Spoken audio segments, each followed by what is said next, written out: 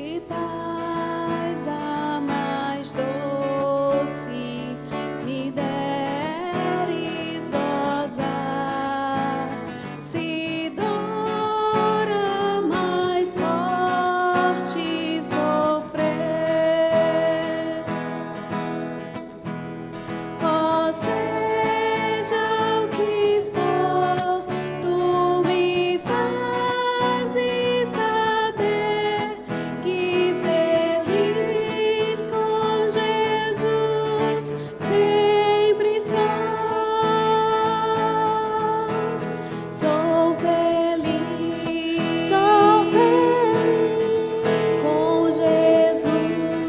com Jesus, sou feliz com Jesus, meu Senhor.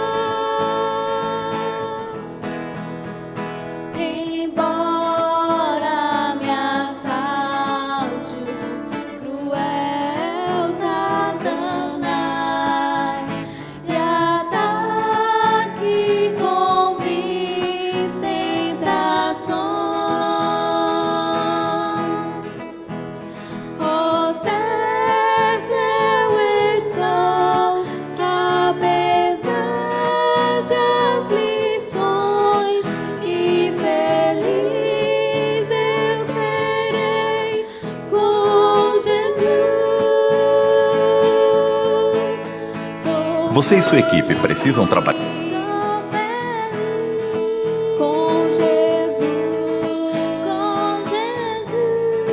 sou feliz com Jesus, meu Senhor. Meu triste pecado por meu Salvador foi pago de um modo cabal. Valeu-me o Senhor, ó mercê sem igual.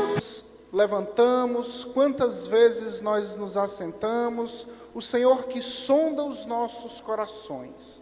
Ó Deus Todo-Poderoso, ao Senhor que nós, reconhecendo a nossa pequenez, te buscamos neste momento e te pedimos que o Senhor tenha misericórdia de nós, que o Senhor perdoe as nossas muitas falhas e que o Senhor nos abençoe. Fale conosco, recebe a nossa adoração, é o que nós te pedimos em nome de Jesus Cristo. Amém. Queridos, ainda de pé, abram as suas Bíblias em Hebreus. Hebreus capítulo 10. Vamos ler os versículos 23 a 25. Hebreus capítulo 10. Vamos ler dos versículos 23 a 25. Todos encontraram? Amém? Diz assim a palavra de Deus: guardemos firme a confissão da esperança, sem vacilar, pois quem fez a promessa é fiel. Consideremos-nos também uns aos outros, para nos estimularmos ao amor e às boas obras. Não deixemos de congregar-nos, como é costume de alguns. Antes, façamos admoestações, e tanto mais quanto vedes que o dia se aproxima. Graças a Deus, glória a Deus, o dia se aproxima. Vamos louvar ao Senhor neste momento, vamos declarar todo o nosso amor a Ele, toda a nossa adoração. Fabiano, volta esse.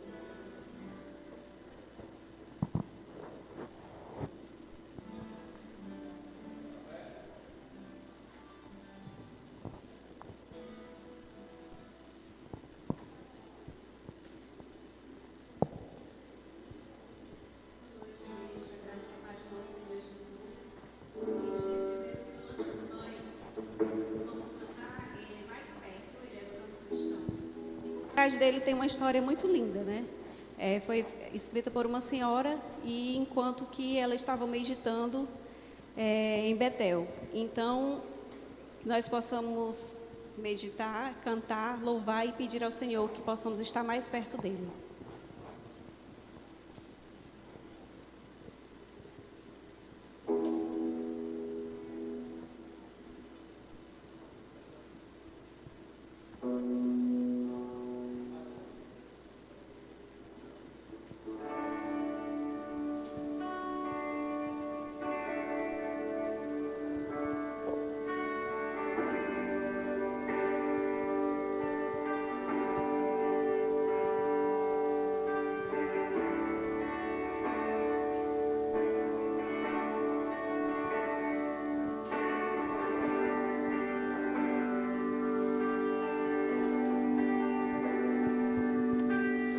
Mais perto quero estar, meu Deus, de ti.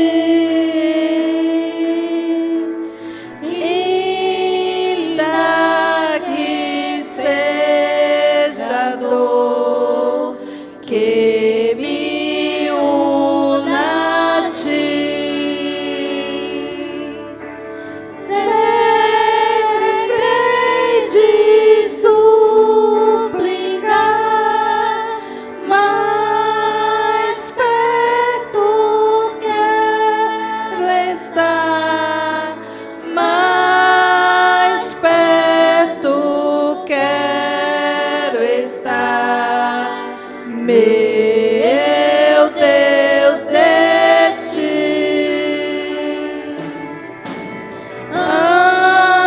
Andando triste aqui na solidão, paz e descanso a mim teus braços dão. Sempre de suplicar, mais perto quero estar, mais perto quero estar, meu Deus, de ti. Minha alma cantará a ti, Senhor, cheia de gratidão por teu amor. Sempre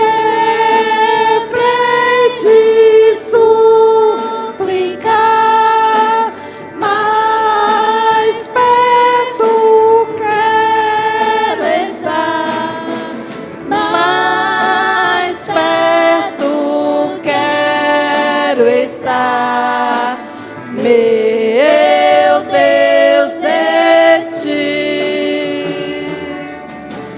E quando a morte enfim me vier chamar, com serafins nos céus irei morar. Então me alegrarei perto de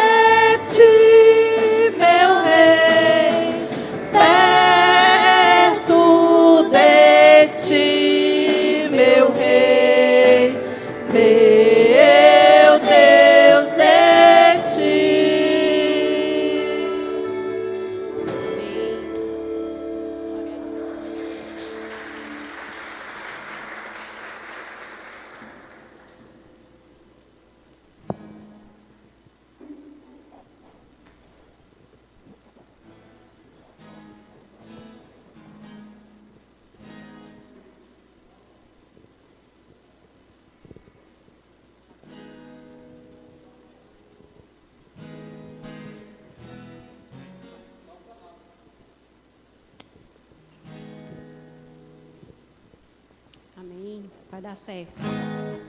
Deu certo.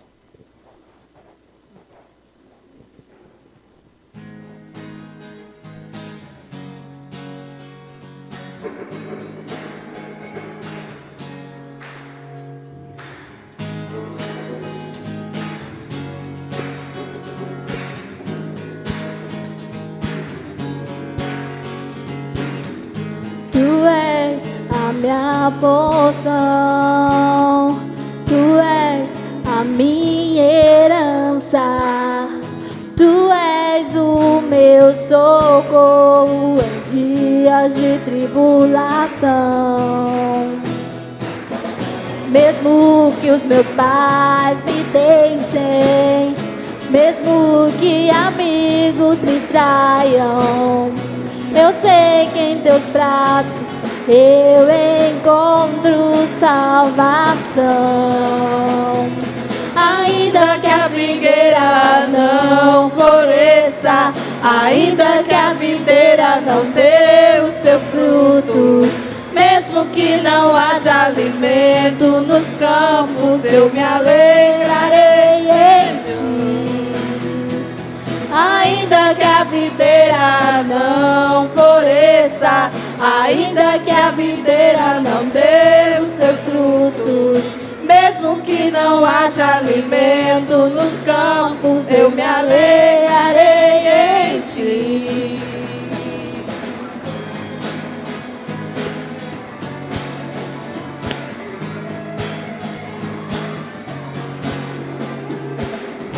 Tu és a minha porção, Tu és a minha herança, Tu és o meu socorro nos dias de tribulação. Mesmo que meus pais me deixem, mesmo que amigos me traiam, eu sei que em teus braços eu encontro salvação. Ainda que a figueira não floresça, ainda que a videira não dê os seus frutos, mesmo que não haja alimento dos campos, eu me alegrarei em ti. Ainda que a figueira não floresça, ainda que a videira não dê os seus frutos, mesmo que não haja alimento nos campos, eu me alegrarei em ti. Ainda que a figueira não floresça, ainda que a videira não dê os seus frutos, mesmo que não haja alimento nos campos, eu me alegrarei em ti.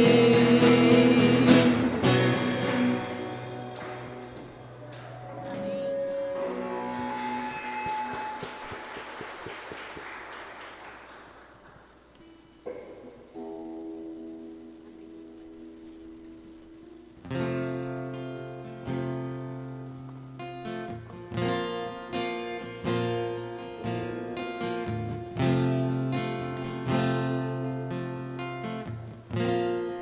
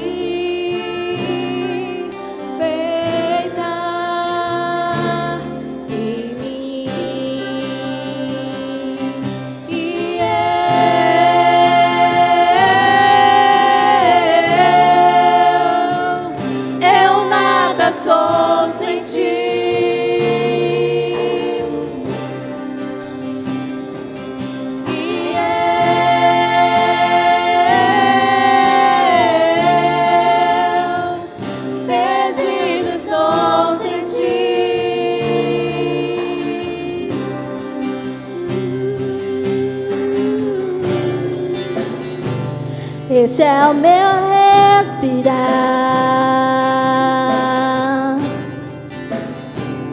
Este é o meu respirar. Tua vontade feita em mim.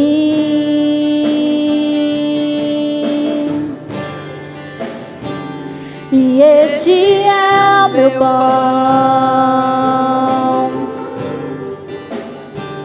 Jesus, tu és meu pão.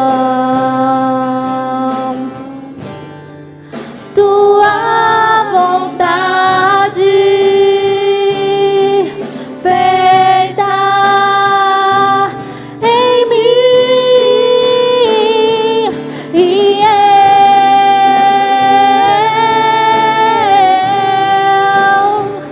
eu nada sou sem ti.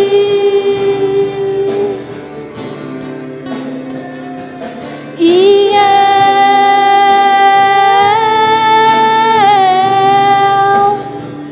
perdido estou sem ti.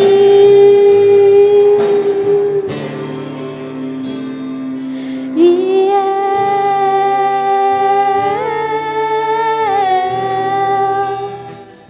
eu nada sou sem ti.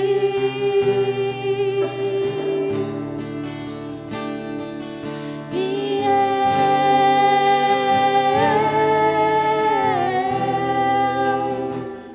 perdido estou sem ti.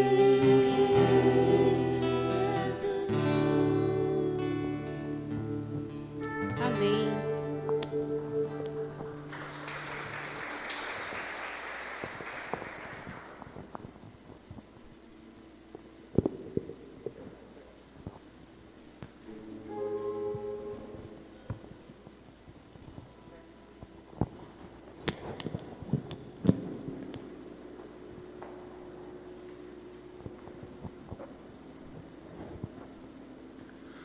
Amém. Graças a Deus. Nesse momento vamos fazer uma oração de intercessão. Você que tem alguma causa nas mãos do Senhor, ou quer orar por alguém, enfim, vamos fazer uma oração de intercessão. Eu convido o irmão João Vitor, daí mesmo. João, você pode fazer essa oração.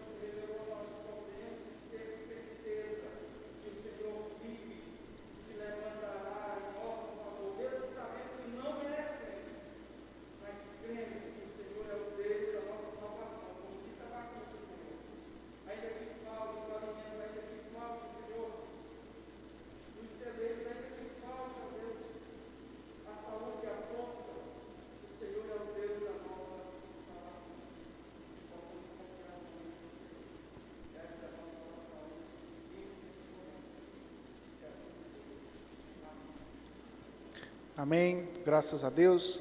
Nesse momento vamos ofertar ao Senhor. A Bíblia diz que Deus ama aquele que contribui com alegria. Então, nesse momento, que você possa, de forma individual, um de cada vez, vir aqui à frente e depositar aqui a sua oferta.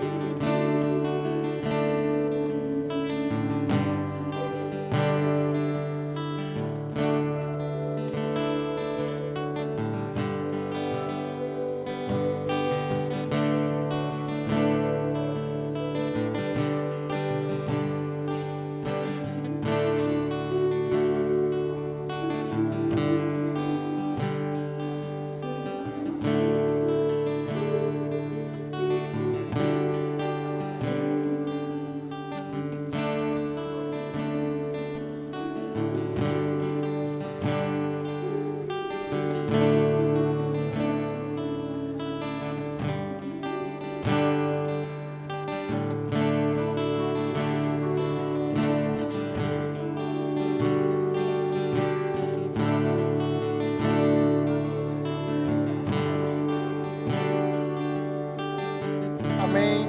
Graças a Deus. Vamos orar, agradecendo ao Senhor por esse momento.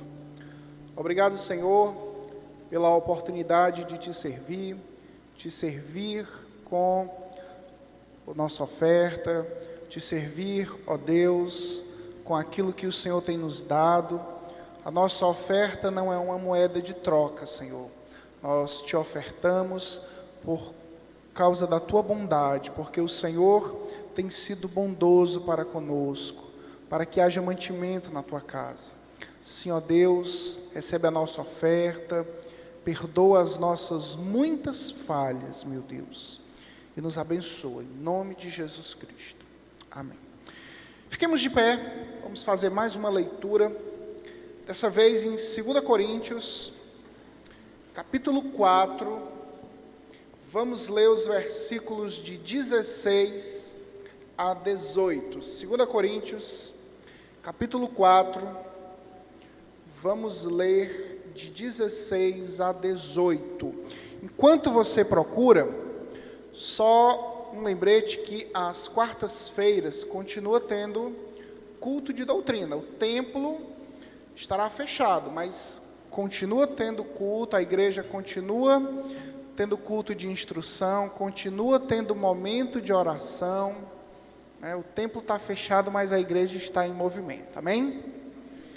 Todos encontraram 2 Coríntios, capítulo 4, do 16 ao 18, diz assim: por isso não desanimamos, pelo contrário, mesmo que o nosso homem exterior se corrompa, contudo, o nosso homem interior se renova de dia em dia. Porque a nossa leve e momentânea tribulação produz para nós eterno peso de glória, acima de toda comparação. Não atentando nós nas coisas que se veem, mas nas que se não veem. Porque as que se veem são temporais, e as que se não veem são eternas. Amém? Graças a Deus. Podeis assentar, vamos para a mensagem musical.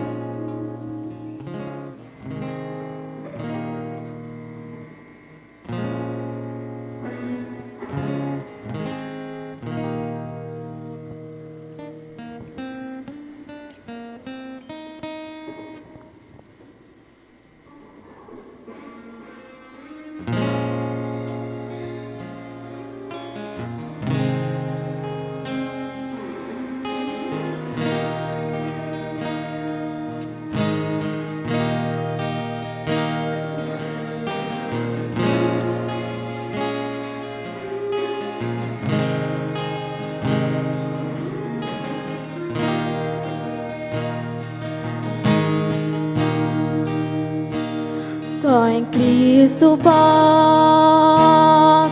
confiar. É minha força, luz, canção, lugar seguro nele achei, rocha que não se abala. Que grande amor em Cristo há, profunda paz posso encontrar. Consolador, meu tudo enfim, nele eu vou permanecer.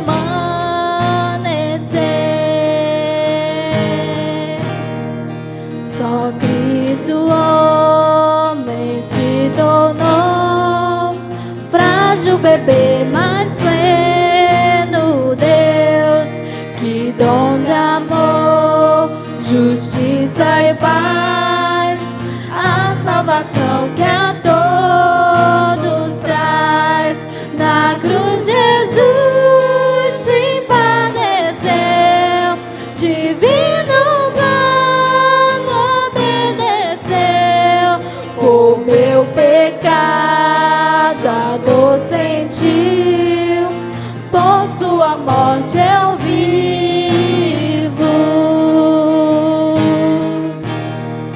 Seu corpo inerte ali ficou, luz que ante as trevas se apagou. Glorioso dia então surgiu, vive ele está, ressuscitou. Vitória eterna conquistou, do meu pecado livre estou. De Deus eu sou e Ele é meu, comprou-me com sangue de Jesus. A minha fé e o meu amor estão firmados no Senhor, estão firmados no Senhor. A minha fé e o meu amor estão firmados no Senhor, estão firmados no Senhor.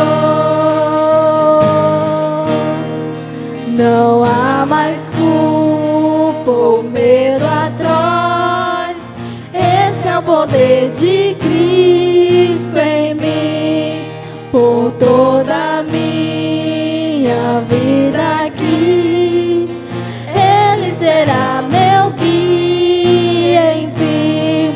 Nenhum poder do inferno irá das suas mãos me afastar, até voltar ou me chamar. Em Cristo eu vou permanecer,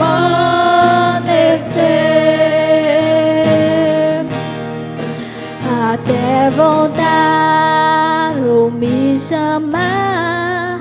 Em Cristo eu vou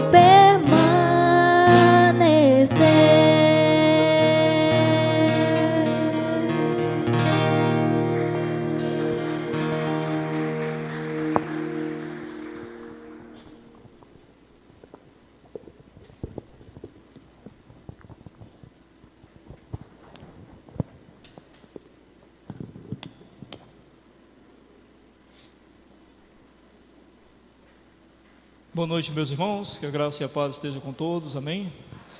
Nós vamos dar prosseguimento à nossa série Ânimo. Nós chegamos na penúltima mensagem desta série e hoje nós vamos falar, como os irmãos já devem ter visto, né? O tema será Permaneça. Então, quero convidar você a abrir sua Bíblia no Salmo 51. Nós vamos ver um versículo do Salmo 51, que é o versículo 17.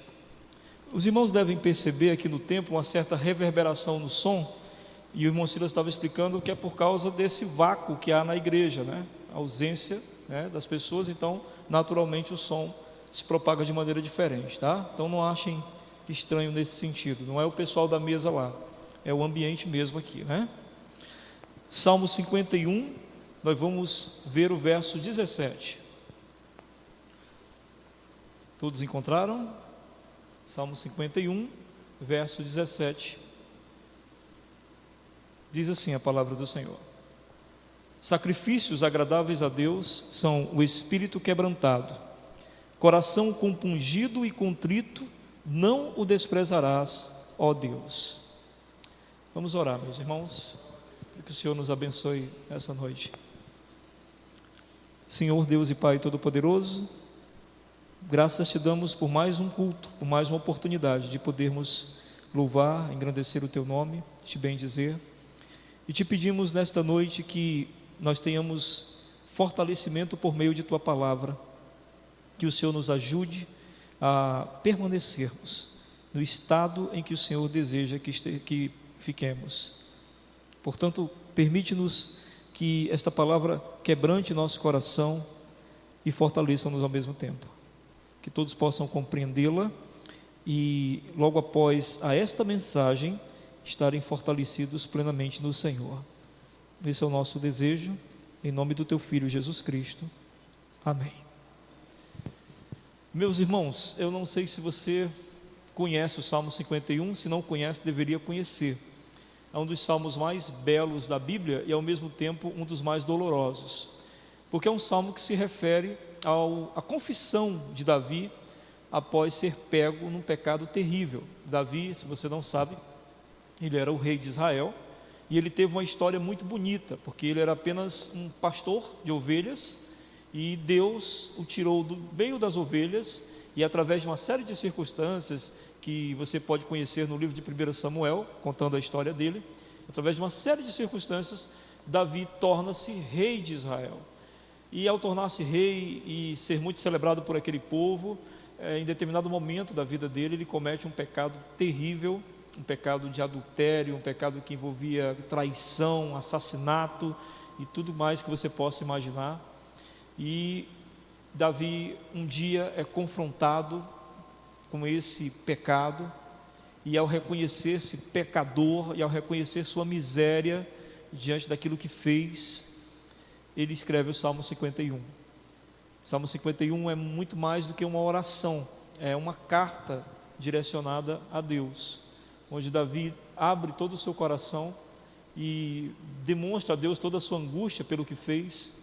E os irmãos entendem, talvez eu como pecador entendo, você como pecador também entenda, que quando nós pecamos e no momento a gente cai na realidade do que nós fizemos, é como se durante todo o processo do pecado nós estivéssemos numa imensa escuridão e em dado momento uma luz brilha, e quando a luz brilha nós enxergamos o que não estávamos vendo há muito tempo.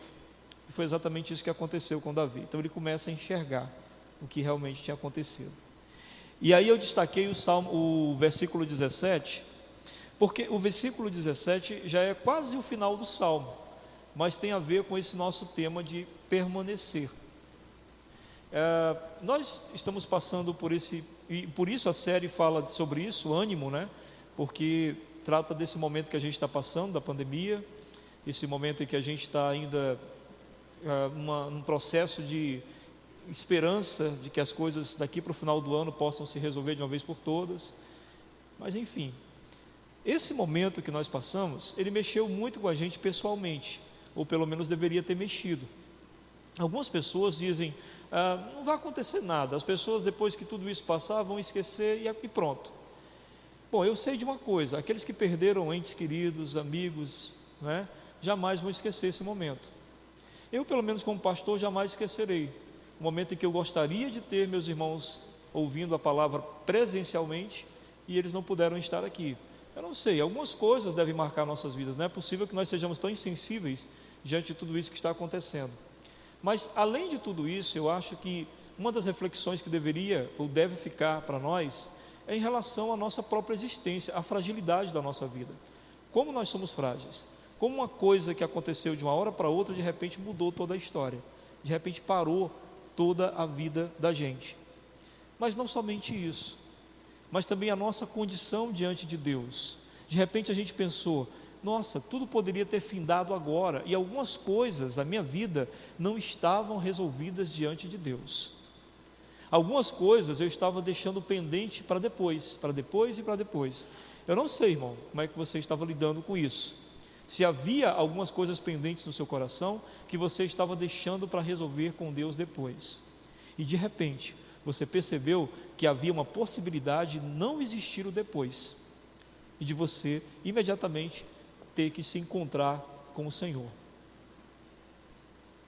É exatamente disso que Davi tenta tratar no Salmo 51. Ele quer resolver a vida dele com Deus logo, agora, já. Ele arrepende-se de seus pecados e ele não entende que possa esperar um pouco mais para se ajustar com Deus. Ele quer se ajustar logo, imediatamente.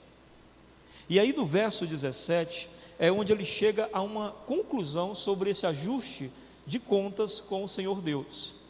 E ele diz o seguinte: sacrifícios agradáveis a Deus são o espírito quebrantado, coração compungido e contrito, não desprezarás, ó Deus. Ele chega a uma conclusão, e essa conclusão dele tem a ver com o que a gente vai aprender hoje sobre como nós deveríamos permanecer na presença de Deus. Como nós deveríamos permanecer continuamente na presença de Deus. Porque veja bem, tem um momento desses de tribulação, a gente se transforma nesses momentos. Muitos começaram a orar de verdade, muitos começaram a ler a Bíblia como nunca tinham lido antes, muitos começaram a ter sede de culto como nunca tiveram antes. E aí, o que passa na cabeça de qualquer pastor ao ver as suas ovelhas com esse tipo de sentimento? Ora, a gente pensa, Senhor, que eles permaneçam assim. Seria tão bom se eles permanecessem assim. No entanto, a gente entende que, infelizmente, alguns não permanecerão assim.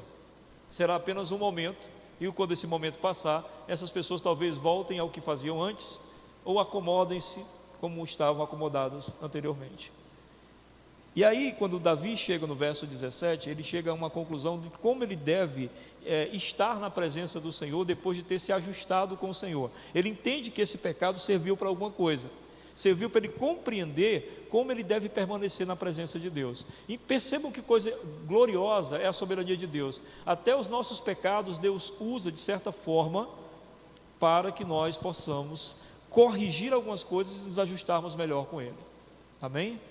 Então, o que ele diz aqui? Sacrifício agradável a Deus são espírito quebrantado, coração compungido e contrito, não desprezarás, ó Deus. Espírito, a palavra que ele usa aqui no hebraico é ruá. É uma palavra que pode ser usada para sopro. Quando, por exemplo, Deus soprou, né, sobre as narinas do homem para criá-lo, o termo lá é ruá. Espírito, então, poderia ter a ideia de vida, ânimo, aquilo que nos anima a viver. No grego, por exemplo, a palavra é anime, a mesma palavra usada para desenho animado. Aquilo que nos dá vida, aquilo que nos faz acordar de manhã. Ou, melhor dizendo, aquilo que nos motiva. O que nos motiva todas as manhãs? Então Davi estaria dizendo o que no verso 17, se nós lêssemos a palavra espírito por motivados ou animados? Ele diz o seguinte então: sacrifício agradável a Deus é um ânimo quebrantado. Que coisa estranha, não é?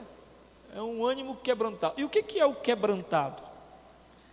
Quebrantado nada mais é do que humilhado. Sacrifício que agrada a Deus é então uma vida humilhada, uma vida que se humilha na presença de Deus. Lembram de que Jesus falou no Sermão do Monte? Bem-aventurados os humildes, porque deles é o reino dos céus. Bem-aventurados os humilhados na presença de Deus. Ou seja, alguém que não tem coragem de elevar a cabeça diante de Deus, porque se acha, lógico, numa posição totalmente inferior ao Deus Todo-Poderoso e Santo.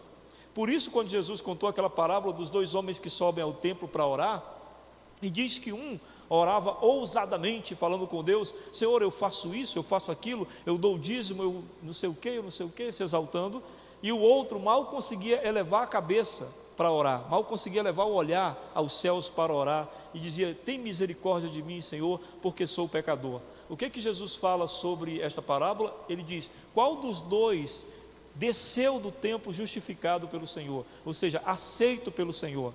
Ele diz: aquele que se reconheceu pecador, aquela vida quebrantada, aquela vida humilhada. Portanto, espírito quebrantado é uma vida humilhada diante de Deus. O segundo termo que ele usa é coração. Ele fala, um coração compungido e contrito, Deus não o despreza. Coração, no hebraico, a pronúncia é bem confusa, mas é mais ou menos leb, um B mudo, leb. E significa, toda vez que a Bíblia fala coração, e isso também tanto no Novo Testamento quanto no Antigo, no Novo Testamento o grego é cardia, por isso que você tem problemas cardíacos, né? Porque vem da palavra cardia, coração no grego. Fala sempre o coração do homem interior, do ser interior, tudo que envolve o nosso físico, o nosso intelecto e o nosso psicológico. Portanto, veja bem, quando a Bíblia diz assim, para nós amarmos o Senhor de todo o coração, ela está dizendo para nós amarmos o Senhor com todo o nosso físico, com tudo que tem dentro de nós, com todo o nosso intelecto, com todo o nosso psicológico. Isso é que é amar ao Senhor de todo o coração.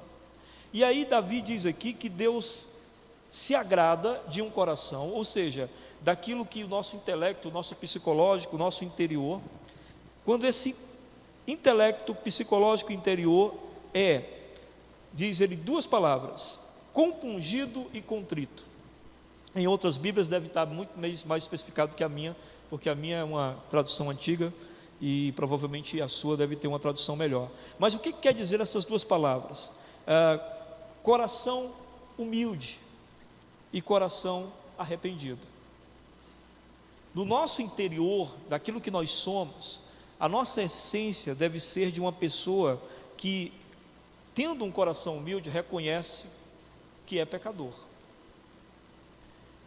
E tendo um coração arrependido, reconhece que constantemente peca. São duas situações, né, de reconhecimento do indivíduo. Uma, que ele é pecador. Ou seja, que as ações dele, na maioria das vezes, são pecaminosas. A outra, que ele reconhece esses pecados, ele consegue percebê-los. Porque veja bem, existe o pecador, que é pecador e não reconhece seus pecados. Ele não consegue aceitar que algumas coisas sejam pecado. Mas aí Davi cita aquele que reconhece que é pecador e reconhece os seus pecados. Por isso o coração compungido e contrito, ou seja, um coração humilde e um coração arrependido. No geral seria o quê? Espírito quebrantado, coração humilde e arrependido. Davi, então, compreendendo isso, ele mostra-nos algumas coisas no verso 17 sobre como nós devemos permanecer. Como é que nós deveríamos, de cara, se o sermão acabasse agora, como é que nós deveríamos permanecer diante de Deus? Nós deveríamos permanecer com o espírito humilhado, um coração que reconhece os seus pecados e se arrepende deles. Isso continuamente.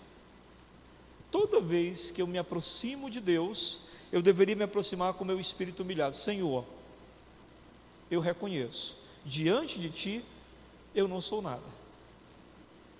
Senhor, eu sou pecador. Senhor, eu sei enumerar os meus pecados. Entende o que é isso? Não é só admitir que é pecador, mas eu sei enumerar os meus pecados. Eu sei quais são. Se eu começar a falar com o Senhor agora, eu sei. Eu sou mentiroso, eu sou orgulhoso, eu sei enumerá-los. Eu os encontro quando eu faço uma averiguação sobre minha vida. É nessa situação que nós deveríamos permanecer diante de Deus. É nessa situação que Davi reconhece algumas coisas referentes a essa permanência. Eu quero apresentar as três que ele apresenta nesse pequeno versículo, né? Primeiro, permanecer com o espírito humilhado e um coração que reconhece e se arrepende dos seus pecados é um sacrifício. É um sacrifício. Veja o que diz o texto. Nós vamos ler várias vezes o verso 17, tá? Sacrifício, é essa a primeira palavra que ele usa, sacrifício. O que é sacrifício? Ele é agradável a Deus. E o que é? É o espírito quebrantado, o coração compungido e contrito. Isso é um sacrifício. O sacrifício é aquilo que exige de nós algo. Por isso é sacrificial. Se não exigir de nós alguma coisa, não é sacrifício. E tem muito uma ideia assim, né? A Bíblia cita um texto lá em Jeremias que Jeremias diz que os nossos sacrifícios são trapos de imundície diante de Deus. Então muita gente pega esse texto acreditando que então Deus não merece nenhum tipo de sacrifício. Mas não é isso que o texto está falando. O texto está falando em relação à nossa condição de alcançar salvação por meio de sacrifício. Não cabe a nós, por meio de sacrifícios pessoais, alcançar a salvação. No entanto, sacrifícios para Deus são, sim, de certa forma, aceitáveis e agradáveis. O sacrifício, na sua maioria, ele exige uma demanda da nossa parte, algo que a gente tenha a oferecer e que tenha um custo. Eu queria convidar você a conhecer uma história que está em 2 Samuel, no capítulo 24. Por favor, abra aí sua Bíblia, 2 Samuel. Quando eu falo abrir sua Bíblia, é para você ler na sua Bíblia e ter conhecimento na sua Bíblia desse texto, né? A Bíblia que você lê em casa. 2 Samuel, capítulo 24. Você vai ver uma história muito interessante.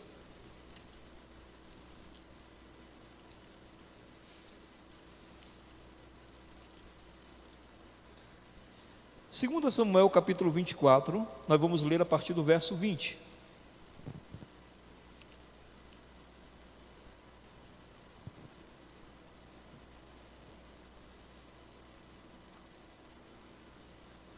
Amém? 2 Samuel 24, não se valham disso aqui não, tá? Tragam suas Bíblias, olhe na sua Bíblia, leia na sua Bíblia, é muito importante. Porque quando você for ler em casa, você lembra exatamente do que foi pregado aqui, porque você leu na sua Bíblia. Isso aqui, ó, sai da sua mente rapidinho, né? Isso aqui na verdade é mais para os nossos visitantes, que no caso não tem nesse período, né? Nesse período de culto presencial. Então vamos lá. Olhou Araúna do alto, e vendo que vinham para ele o rei e os seus homens, saiu e se inclinou diante do rei com o rosto em terra.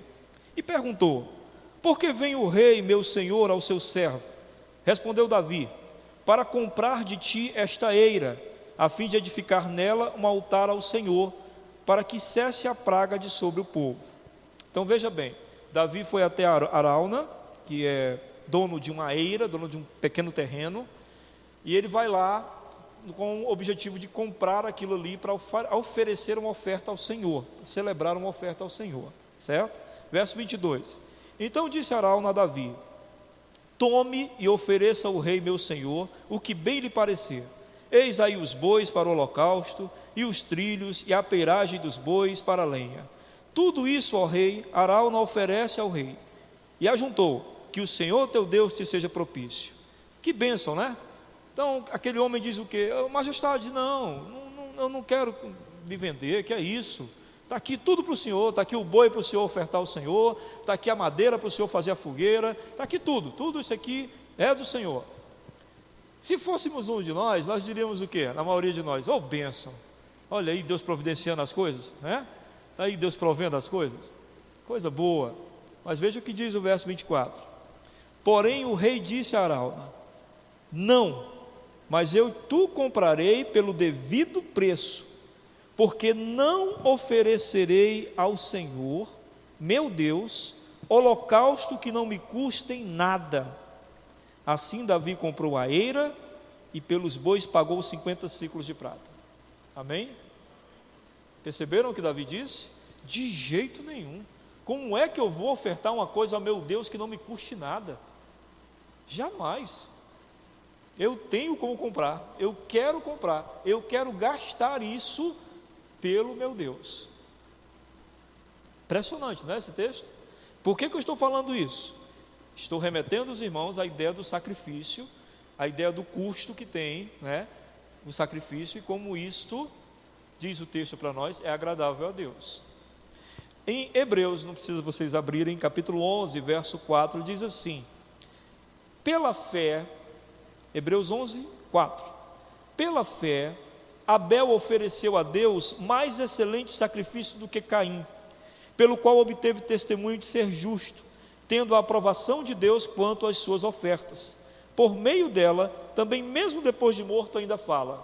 Talvez você conheça a história de Caim e Abel, né, lá do livro de Gênesis, quando Caim oferece dos frutos da terra, mas Abel oferece sacrifício de animais. Se você parar para pensar, os frutos da terra, eles não são sacrifício algum, você simplesmente passa pela terra, arranca os frutos e oferta ao Senhor. Com Abel foi diferente, né? Com Abel teve que pegar o animal, escolher o animal, o melhor animal, e sacrificar o animal. Teve um custo, teve um preço, e isso é agradável a Deus. Deus se agradou por causa desse custo, por causa desse preço. Então, o coração de Davi e o coração de Abel tinham uma forma de olhar para Deus. E nessa forma que eles olhavam para Deus, eles entendiam que eles tinham que ofertar algo a Deus que lhes custasse algo deles, porque isso seria uma forma de mostrar amor. Os irmãos entendem isso? Então, quando o texto aqui diz para nós, a gente voltando lá para o Salmo 51, quando Davi diz para nós que sacrifício agradável a Deus, que Deus se agrada, é um espírito humilhado e um coração contrito e compungido, ou seja, um coração humilde, um coração que reconhece seus pecados e um espírito que está constantemente humilhado diante de Deus. Quando ele diz isso, ele está dizendo que esse sacrifício é o nosso sacrifício, é o meu sacrifício, é o seu sacrifício como pecador. É a gente entregando algo a Deus que tem um custo. O que a gente está entregando ao Senhor? O nosso ego, o nosso eu. A gente está entregando o nosso orgulho. O orgulho de não reconhecer muitas vezes quem é Deus e quem nós somos, e aceitar a posição de quem é Deus e quem nós somos, de que Deus é tudo e nós não somos nada, de que Deus é soberano e nós somos pó, de aceitar a condição de que Deus é santo e nós pecadores, continuamente pecadores, naturalmente pecadores, necessitados constantemente de renovação e renovação, dia após dia, hora após hora. Me diga qual é o dia que você acorda e assim que acorda não há pecados a serem confessados. Dizem que nos primeiros pensamentos nós já conseguimos pecar, seja pela murmuração por ter acordado, ou seja pela mágoa que se guardou do dia anterior. Mas todos os dias nossos pecados são renovados. Por isso, nosso sacrifício agradável a Deus, qual seria? Seria esse, da nossa humilhação diante de Deus, contínua, e do reconhecimento dos nossos pecados, o que faria nossos corações manterem-se sempre em humildade.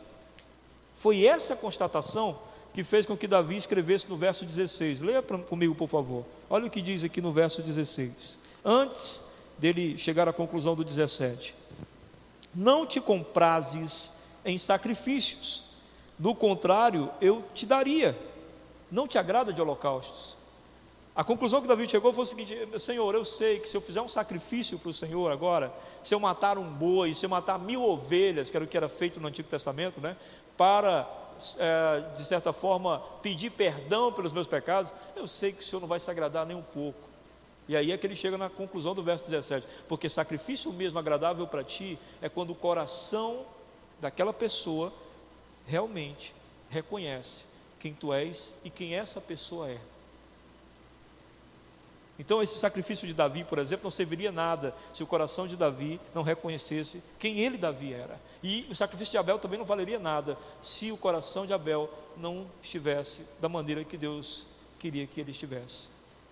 Portanto, o sacrifício, na verdade, nada mais é do que nós termos o coração que Deus quer que nós tenhamos.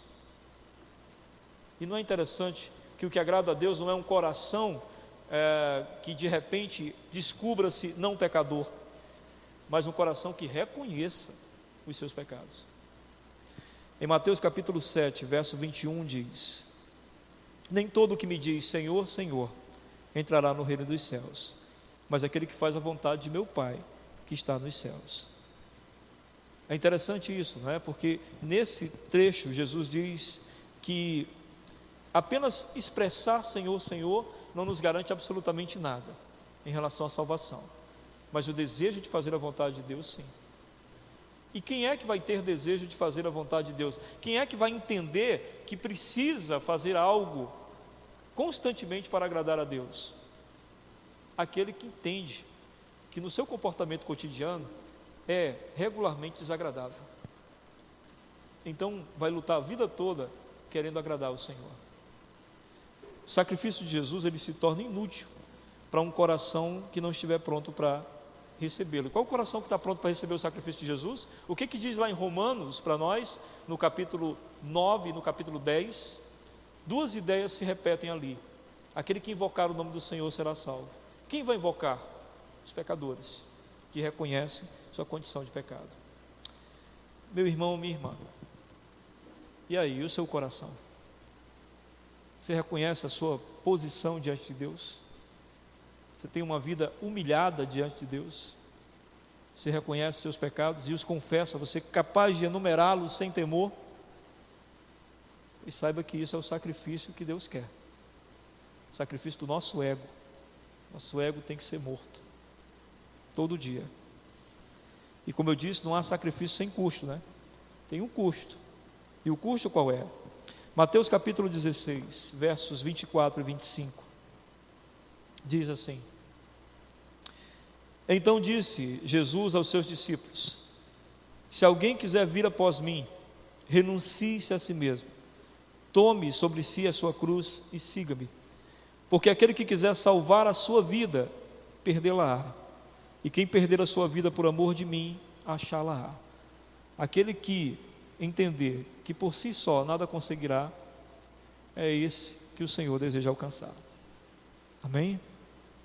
Segunda coisa, permanecer com um espírito humilhado e um coração que reconhece e se arrepende dos seus pecados. Segundo o texto diz aqui para nós, isto é agradável a Deus. Deus se agrada de um espírito humilhado e de um coração que reconhece e se arrepende de seus pecados. Abra sua Bíblia em Romanos, capítulo 12. Romanos 12, versículos 1 e 2.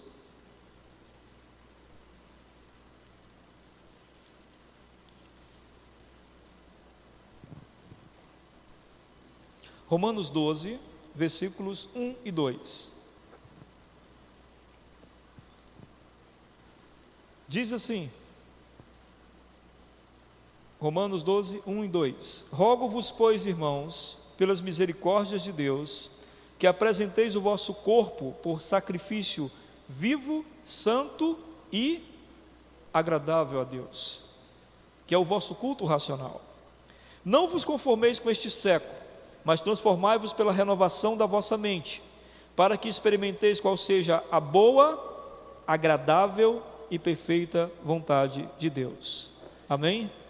Tem duas coisas nesse versículo que são interessantes. A primeira delas, quando Paulo diz assim, que apresenteis o vosso corpo por sacrifício vivo, santo e agradável. Três coisas muito interessantes aqui que nós precisamos averiguar antes da gente continuar. Primeiro, o sacrifício vivo. A gente está falando de sacrifício, né? Que é manter uma vida humilhada e um coração humilde diante de Deus. Mas esse sacrifício está vivo. Por que Paulo fala isso? Porque os sacrifícios, na sua maioria, estavam mortos. Matava-se o sacrifício, né? E colocava-se no altar. Nós somos sacrifícios vivos. O que isso significa? Que nós temos o risco de sair do altar, porque estamos vivos. Então é possível que o Eli seja levado diante de Deus, e ao ser levado diante de Deus, o que Deus quer do Eli ali? A morte do eu do Eli, né? O Eli não da Bíblia, esse Eli ali. A morte do eu do Eli, né? Mas o Eli pode se estribuchar dali e sair daquela condição. Por isso a ideia aqui do permaneça. Permaneça ali nessa condição. Permaneça na condição de humilhado diante de Deus. Permaneça na condição de humilde em seu coração, reconhecendo seus pecados. Ao permanecer assim, você é um sacrifício vivo. Ele diz que esse sacrifício é vivo. Ele é santo. Porque nós somos santificados em Cristo. Não depende daquilo que nós vamos fazer ali, na presença do Senhor, mas porque Cristo fez. Nós reconhecemos nossa vida humilhada e os nossos pecados diante de Deus, e Jesus resolve essa história, ou já resolveu na cruz do Calvário. Por isso nós somos santos, e isso, diz ele mais uma vez, é agradável a Deus, porque isso é uma espécie de culto racional. A pessoa entende o que está fazendo ali, ela entende a condição dela, que é uma condição de humilhação e de reconhecimento de seus pecados. Aí no verso 2 ele diz: E não vos conformeis com este século, mas transformai-vos pela renovação da vossa mente. Lembram do que eu falei, o que era coração? Tudo o que tinha a ver com o nosso psicológico, com o nosso intelecto, né? Então ele diz que nós devemos renovar o que aqui na verdade? De certa forma ele está dizendo para nós renovarmos o nosso coração. E o nosso coração, ele deve ser como diante de Deus? Humilde, reconhecendo-se pecador e reconhecendo seus pecados. Quando a gente faz isso, a gente experimenta qual é a boa, agradável e perfeita vontade de Deus. Qual é a boa, agradável e perfeita vontade de Deus? Como se você voltasse a fita. Antigamente tinha fita, a gente voltava a fita para ver uma coisa, não é? Como se você voltasse um vídeo. Espera aí, eu não entendi uma coisa. Quando você volta o vídeo, o que é bom, agradável e perfeito para Deus? É que o meu coração esteja renovado. E o que é um coração renovado? É um coração que pense não como o mundo pensa, mas como Deus quer que eu pense. Que eu sou pecador, que eu reconheço meus pecados. E aí é que entra o grande dilema. O que agrada a Deus é que a gente permaneça na condição sacrificial do nosso eu, de mantermos nosso espírito quebrantado e o nosso coração humilde. Mas o mundo tentará insistentemente nos tirar do altar do sacrifício, porque o espírito altivo e o coração orgulhoso são tendências cada vez mais fortes em nossos dias. Todo tempo as pessoas estão querendo dizer para nós que, na verdade, nós não somos pecadores. Na verdade, alguém tem culpa do que nós somos e não nós mesmos. Há sempre uma culpa a ser apontada para alguém, de maneira que você sempre será visto como especial, de maneira que você sempre será visto como alguém que não tem falhas. Quem falha é o outro. E aí eu lembro daquela frase de um ateu, né, Jean Paul Sartre: o inferno são os outros. Se os outros não existissem, minha vida era maravilhosa. Você acredita que tem gente que pensa isso? Que se os outros não existissem em sua vida, meu problema são os outros. É aquele garotinho que chegou da escola e a mãe perguntou: como foi a aula hoje, meu filho? Mãe, tirando a professora, os meus amigos, o pessoal das outras salas, os funcionários da escola, tirando isso, foi tudo bem. É mais ou menos assim que algumas pessoas veem a vida. Ou seja, essas pessoas, elas não entendem a sua condição diante de Deus, mas elas entendem que Deus deve alguma coisa a elas, porque elas, em sua essência, são muito boas. O problema são os outros. E aí o coração vai crescendo em altivez e orgulho. E olha, o que Deus fala sobre altivez e orgulho é terrível. No Salmo 101, no verso 5, diz assim: ao que as ocultas calunia o próximo, a esse destruirei. Veja bem, o que tem olhar altivo e coração soberbo, eu não o suportarei. Eu acho muito duro quando o nosso Deus, que é um Deus amoroso, diz que não suporta uma coisa. Eu acho isso duríssimo. E aí ele diz aqui para nós que o olhar altivo, ou seja, aquele olhar que se acha superior aos outros, e o coração soberbo, o coração que não reconhece sua culpa ou seus pecados, diz o Senhor, eu não suporto. No Salmo 138, no verso 6, diz mais o Senhor, diz assim: o Senhor é excelso, contudo, olha só, o Senhor é excelso, contudo Ele atenta para os humildes. Olha que maravilha, para o coração humilde. Os soberbos, Ele os conhece de longe, nem se aproxima. Quer dizer, são palavras muito duras em relação ao orgulho, em relação à soberba, quando se fala nisso, né? Por isso é de se compreender que o que é agradável a Deus é o coração humilde e a vida humilhada diante dele constantemente. Meus irmãos, a gente precisa assumir essa posição em que o Senhor deseja nos encontrar. A gente tem que acabar com todo tipo de vaidade que ainda nos resta, jogá-las fora.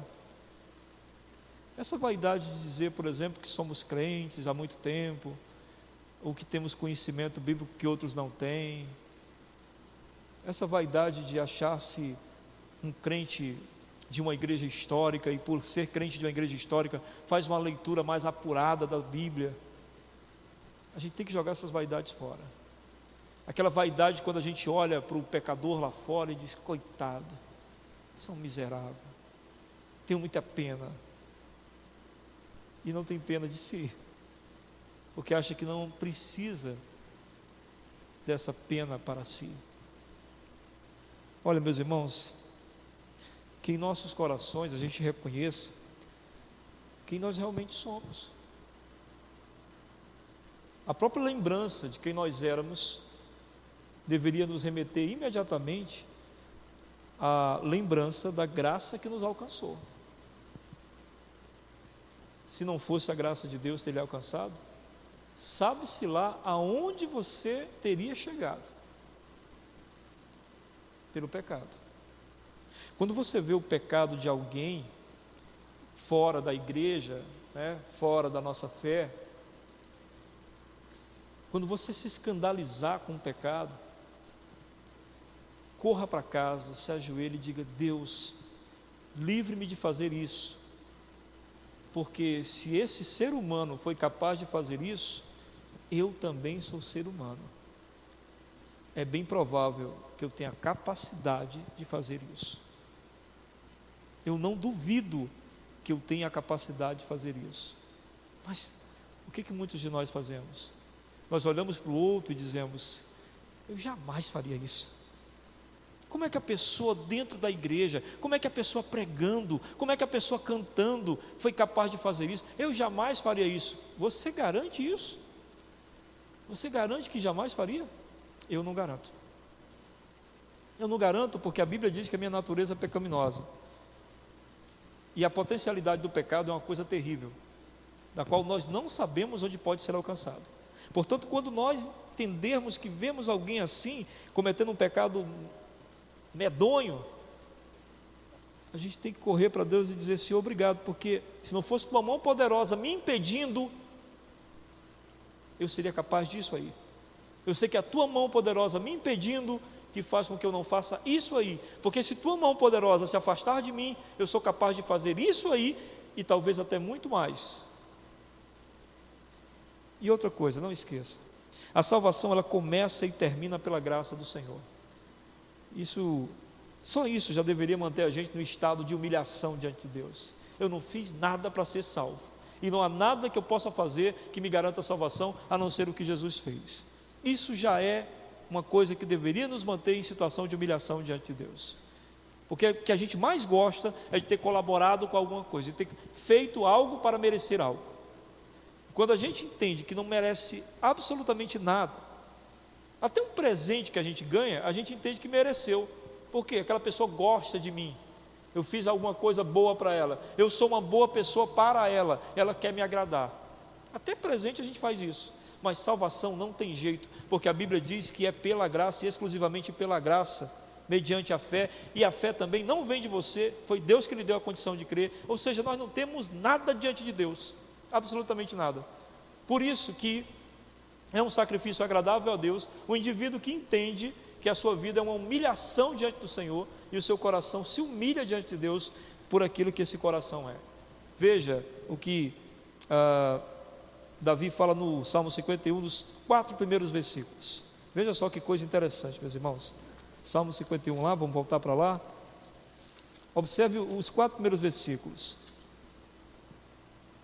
Compadece de mim, ó Deus, segundo a tua benignidade, segundo a multidão das tuas misericórdias, apaga as minhas transgressões, lava-me completamente da minha iniquidade, purifica-me do meu pecado, pois eu conheço as minhas transgressões e o meu pecado está sempre diante de mim. Pequei contra ti somente, fiz o que é mal perante os teus olhos, de maneiras que serás tido por justo no teu falar e puro no teu julgar. Amém? Percebem aqui a percepção de Davi sobre Deus? Ele usa alguns verbos aqui: apaga, lava-me, purifica-me. Em nenhum momento Davi diz: Senhor, eu vou mudar. Senhor, eu vou mudar. Só me dê uma chance, só mais uma, eu prometo que nunca mais faço. Eu tenho quase absoluta certeza que 90% de vocês que estão aqui, vocês que estão assistindo em casa, já fizeram essa proposta para Deus: nunca mais eu faço, nunca mais eu repito, nunca mais. Por que a gente faz isso? Porque não reconhecemos nossa posição humilhada diante de Deus. Essa posição humilhada nos faz reconhecer o seguinte: eu não posso por mim sozinho. Eu preciso que Ele me ajude a conseguir. Essa semana eu estava aconselhando um rapaz, e ele me dizendo de um pecado, determinado pecado da vida dele, e ele dizendo: pastor, o problema são as lembranças, eu não consigo apagar as lembranças, e quando as lembranças vêm, a vontade volta. Eu disse: ore a Deus para que as lembranças sejam apagadas. O nosso Deus é tão poderoso que Ele é capaz de apagar as suas lembranças, de fazer com que você não recorde constantemente. E eu falei com ele, hoje é sábado, nós conversamos na segunda-feira. Ontem ele ligou para mim, mandou uma mensagem para mim dizendo: eu estou impressionado que eu passei uma semana sem lembrar, eu só lembrei agora porque queria falar isso para o Senhor. É disso que a gente está dizendo, a nossa condição humilhada diante de um Deus que vai levar a gente. Não é que Ele vai fazer por nós, não vai, você tem que fazer, mas você pode contar com Ele. Por isso Davi diz esses 3 verbos: apaga, lava-me, purifica-me, porque se o Senhor fizer, eu consigo. Terceiro e último, aqueles que permanecem com o espírito humilhado, o coração que reconhece e se arrepende de seus pecados, diz o texto para nós que Deus não despreza. Amém? Deus não despreza. A coisa que a gente mais, eu não sei você, mas é muito ruim ser desprezado, principalmente por quem a gente ama. A minha mãe tinha uma surra horrível que ela dava na gente, que ela não batia na gente, ela só desprezava, ela não dava atenção para a gente, e a gente ficava desesperado pela atenção dela, e o castigo que ela estava nos dando por aquilo que a gente tinha feito era o desprezo. Ela colocava a comida na mesa sem falar com a gente, ela colocava o café, não chamava a gente, ela não se dirigia a nós, ela nos desprezava. Isso era terrível, a gente pedia para apanhar, porque a gente preferia apanhar do que ser desprezado. Então eu acho que um cristão não quer jamais ser desprezado por Deus. E o texto diz para nós que o espírito humilhado e o coração que reconhece e se arrepende de seus pecados é uma vida que Deus não despreza. Veja o que diz no verso 11, Davi desesperado para não ser desprezado: não me repulses da tua presença, nem me retires o teu Santo Espírito. Amém? Não deixa que a minha comunhão com o teu Espírito, que eu seja privado disso, não deixa. Lá no Salmo 31, no verso 16, diz assim o salmista: faze resplandecer o teu rosto sobre o teu servo, salva-me por tuas misericórdias. Olha, nós sabemos que se Deus não olhar para nós e nós não sentirmos que Deus está com seus olhos sobre nós, nossa vida não é mais nada, não é verdade? A nossa existência, ela se vale de Deus estar nos observando, e nós temos essa certeza desse olhar de amor. Quem o Senhor desprezará? A Bíblia diz que Deus desprezará, sim, infelizmente alguns. Quero convidar você a abrir sua Bíblia em Mateus capítulo 25. Mateus 25.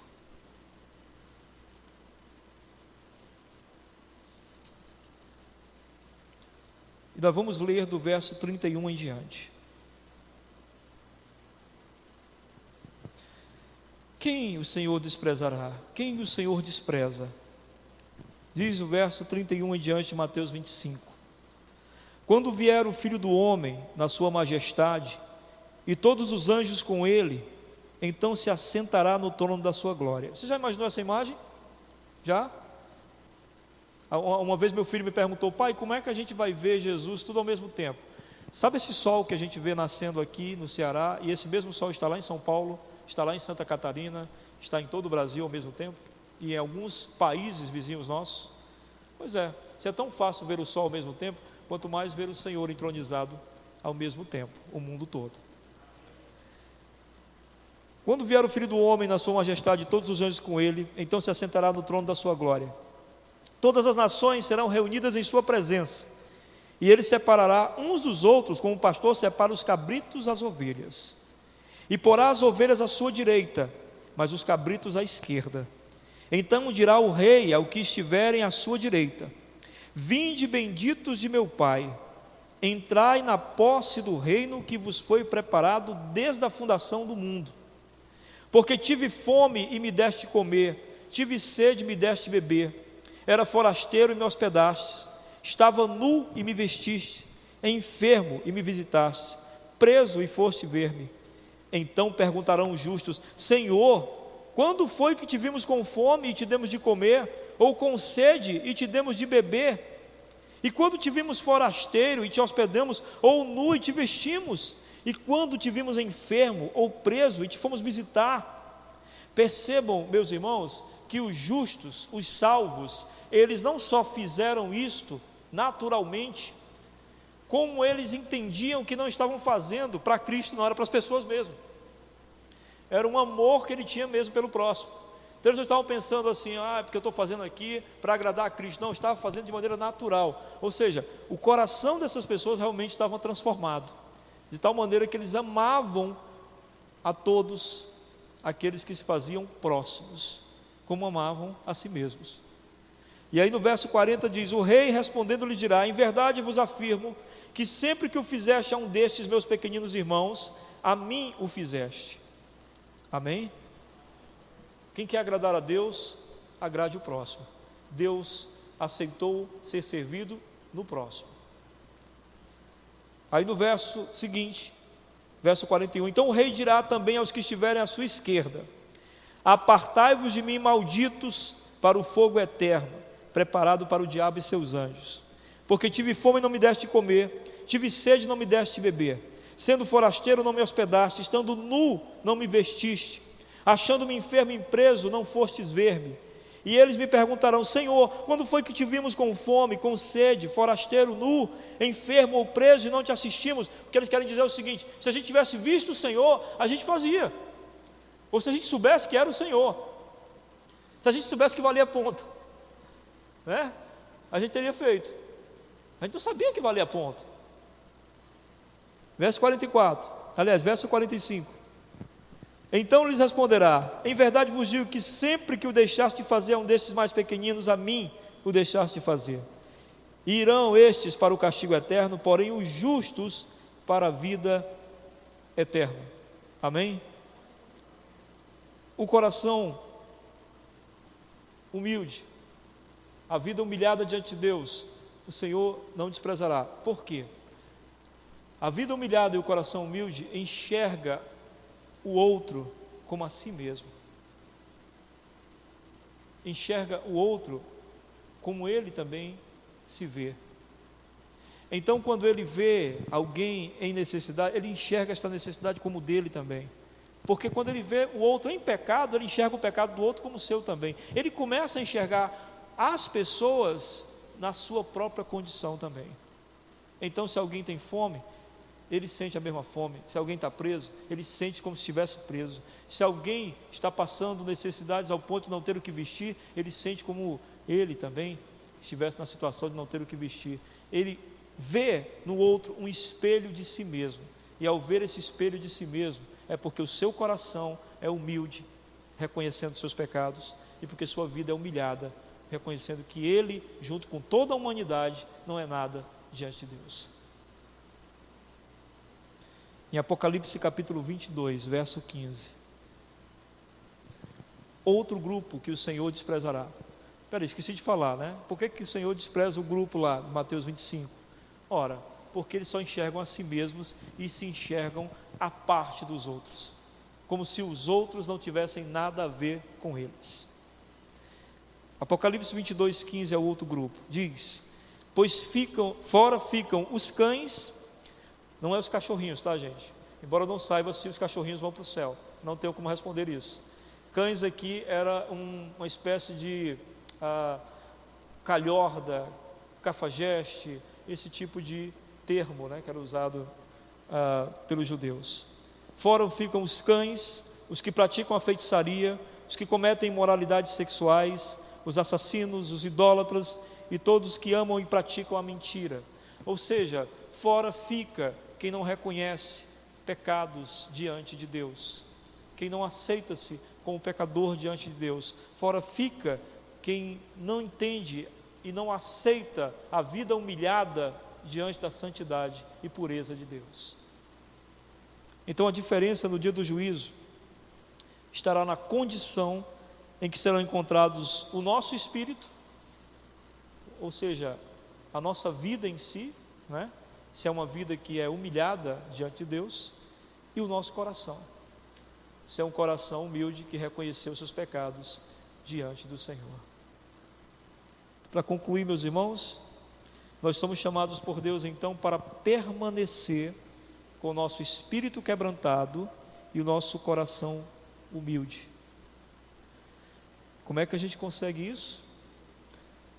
Somente vivendo na presença de Jesus, nós poderemos corresponder a esse sacrifício. Essa presença de Jesus continuamente diante de nós vai nos fazer sempre lembrar quem nós somos diante de Deus. Em segundo lugar, somente trazendo à memória quem a gente era, quem nós somos e quem nos sustenta, é que a gente vai poder se manter no estado agradável a Deus, onde Deus se sente feliz da maneira que nós estamos, se assim eu posso chamar, né, esse termo feliz para Deus. E por último, somente com as vidas firmadas em Cristo é que jamais seremos desprezados. Amém? Porque se a vida estiver firmada em Cristo, enxergaremos nossos pecados e enxergaremos o outro como a nós mesmos, e faremos pelo outro o que faríamos por nós mesmos. E ao fazermos pelo outro o que faríamos por nós mesmos, estamos fazendo o que é agradável a Cristo. Você deseja permanecer assim, com uma vida humilhada diante de Deus e um coração humilde? E você pensa que é fácil? Você sabe que não é, né? Você sabe que todo dia o mundo te chama para o orgulho. Todo dia o mundo te diz que você é especial, que você é diferente. Todo dia há um discurso em algum lugar dizendo que você merece algumas coisas. Mas todo dia, se você se achegar à palavra de Deus, ela vai te dizer que a única coisa especial que você tem, você a tem por causa de Cristo, por Ele ter escolhido você para ser dele. Somente em Cristo há algo especial em nós. Fora disso, nossa vida diante de Deus não é nada. E nós não precisamos ficar angustiados por isso, devemos aceitar isso, porque o fato de nós aceitarmos isso é que fez com que Deus se compadecesse e enviasse seu Filho ao mundo para fazer de nós seus filhos. Amém? Vamos falar com o Senhor? Fale com o Senhor agora em oração.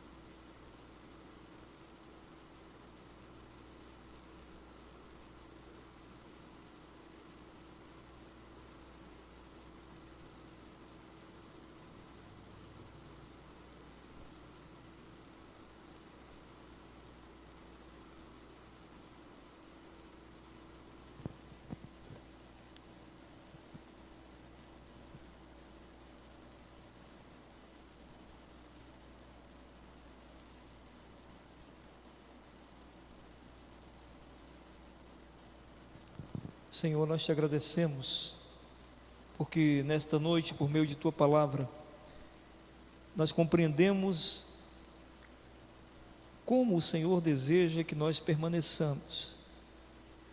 E nesse estado que o Senhor quer que nós fiquemos, é o estado em que o Senhor vai suprir todas as nossas necessidades. Portanto, ó Deus, permita que pelo Teu Espírito aceitemos a nossa condição de humilhados diante da Tua santidade, pois Tu és um Deus tão puro, tão santo, e nós jamais conseguiremos por nossos próprios meios e forças corresponder a essa santidade.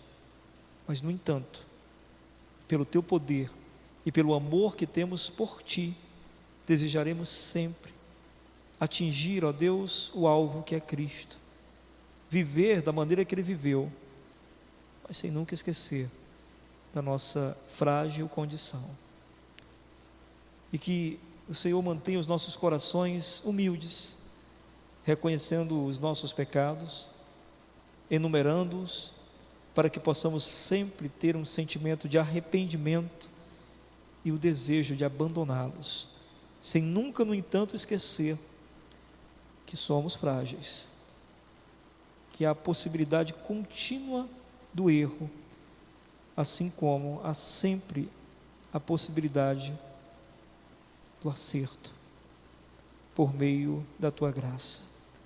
Obrigado, Pai, por esse entendimento. Em nome de Jesus te agradecemos. Que o amor de Deus, a comunhão do Seu Santo Espírito e a graça do nosso Senhor Jesus Cristo esteja derramada sobre todo o povo de Deus, agora e para todo sempre. Amém.